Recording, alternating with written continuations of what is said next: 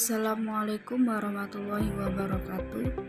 Hari ini kita masuk ke materi vektor di dalam ruang dimensi 3. Kemarin kita sudah bahas tentang apa itu pengertian vektor dan vektor di dalam ruang dimensi 2. Kalian masih ingat apa pengertian vektor?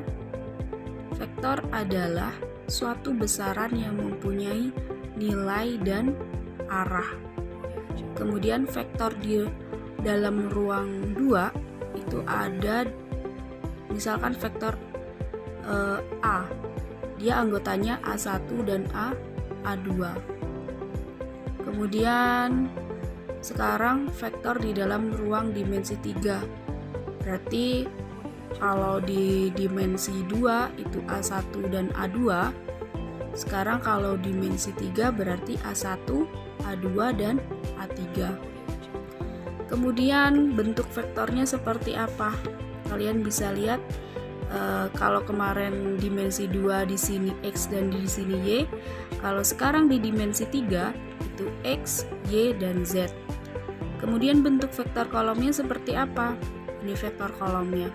Misalkan ini vektornya kita namakan OP atau bisa juga dinamakan dengan P. Berarti anggota vektornya XP, YP, ZP. Atau kalau misalkan di sini vektornya namanya A, berarti A1, A2, A3. Kemudian vektor baris, bentuk vektor barisnya seperti apa? Misalkan ini vektor P, berarti vektor barisnya ya dia vertikal. Berarti XP, YP, ZP. Kalau di sini vektornya A, berarti A1, A2, A3. Kemudian vektor basis. Vektor basis itu yang dia ada I, J, dan K. Kalau kemarin di ruang dimensi 2 itu kita A1I plus A2J, sekarang di dalam ruang dimensi 3 itu bentuk vektornya, misalkan ini vektornya P, berarti XPI plus YPJ plus ZPK. Atau kalau ini misalkan vektornya A, nama vektornya A, berarti A1I plus A2J plus A3K. Selanjutnya kita bahas vektor posisi. Vektor posisi itu misalkan ada vektor OA atau kita sebut dengan vektor A. Ini anggotanya A1, A2, dan A3. Kemudian ada vektor lagi OB atau kita sebut dengan B, B1, B2, dan B3. Maka ketika ditanya vektor posisi AB, maka yang dikurang OB atau vektor B dikurang dengan OA atau vektor A. Nih di sini vektor B dikurang A. Ketika ditanya vektor posisi AB, maka yang dikurang B dikurang A. Atau dibalik, kalau ditanya AB berarti B dikurang A. Kalau ditanya BA berarti A dikurang B. Oke, kita lanjut. Karena ini vektor posisi AB berarti B dikurang A. Anggota bagian B ini B1, B2, B3. Anggota bagian vektor A, A1, A2, A3. Kita kurangkan. Yang B1 dikurang dengan A1. Nih. Kemudian yang B2 dikurang dengan A2. B3 dikurang dengan A3. Boleh nggak diacak? Misalkan B1 dikurang A2. Nggak boleh. Yang B1 ya harus dikurang dengan posisi yang ke-1 di vektor A. Ya berarti A1. B1 dikurang A1. Kemudian B2 dikurang A2. B3 dikurang A3. Ini juga berlaku untuk penjumlahan dan pengurangan vektor. Jadi anggota ke-1 ya dikurang ke-1, anggota kedua dikurang kedua, anggota ketiga juga dikurang dengan anggota ketiga. Kemudian di sini ada contoh, nyatakan vektor A 2, 3, 4 dalam vektor basis. Kita tahu bahwa vektor A ini bentuknya vektor apa ini? Kalau bentuknya seperti ini, Kalau bentuknya seperti ini, dia termasuk vektor kolom. Jadi kalau kita rubah ke basis, ingat kalau vektor basis itu ada cirinya, yaitu I, J, K. Berarti ya kita tinggal ubah 2I ditambah 3J plus 4K. Ini ya jawabannya. Kemudian besar atau panjang vektor. Kalau ibu biasanya nyebutnya itu panjang vektor. Oke, kita udah pernah bahas di vektor dimensi 2. Kalau panjang vektor itu adalah akar dari akar kuadrat dari anggota-anggota vektor tersebut. Misalkan nih, vektor A itu anggotanya A1, A2, A3. Kemudian ditanya panjang vektornya apa? Panjang vektornya itu dilambangkan dengan mutlak. Kemudian dalam mutlak ini ada vektornya. Namanya dibacanya panjang vektor. Sama dengan akar A1 kuadrat plus A2 kuadrat plus A3 kuadrat. Itu besar atau panjang vektor. Kemudian kalau ditanya panjang vektor B sama carinya kayak panjang vektor A. Panjang vektor B sama dengan B1 kuadrat plus B2 kuadrat plus B3 kuadrat. Jadi rumus panjang vektor adalah akar dari penjumlahan kuadrat anggota-anggota vektornya. Ini rumus dari besar atau panjang vektor.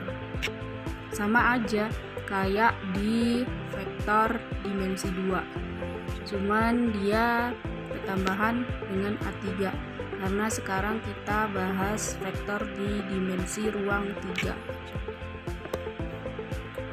Kemudian contohnya tentukan besar vektor A jika vektor A ini sama dengan min 3, 4, 5. Ingat tadi besar atau panjang vektor itu dia simbolnya mutlak seperti ini. Kemudian di dalamnya ada vektor, nama vektornya vektor A sama dengan akar A1 kuadrat. A1 kuadrat kan ini min 3.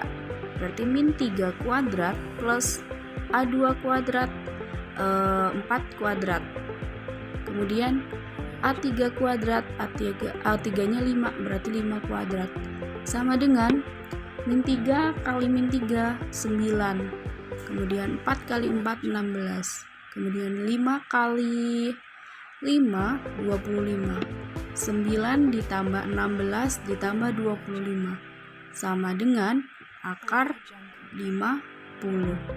Akar 50 kita perkecil bisa nggak? Bisa, sama dengan 5 akar 2. Kenapa bisa dapat 5 akar 2? 5 kali 5 berapa? 5 kali 5, 25. 25 dikali 2, hasilnya 50.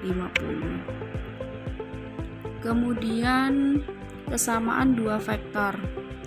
Kalau kemarin kalian ingat kembali materi di R2, kesamaan dua vektor. Berarti kalau misalkan ada vektor A itu anggotanya 1, 2, 3, berarti vektor B itu juga anggotanya harus 1, 2, 3. Karena apa? Karena kesamaan dua vektor ini itu sama aja sama dengan vektor A sama dengan vektor B.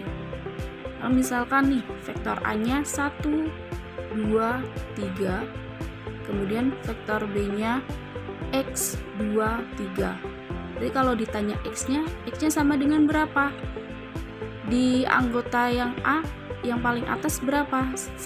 Berarti X-nya sama dengan 1.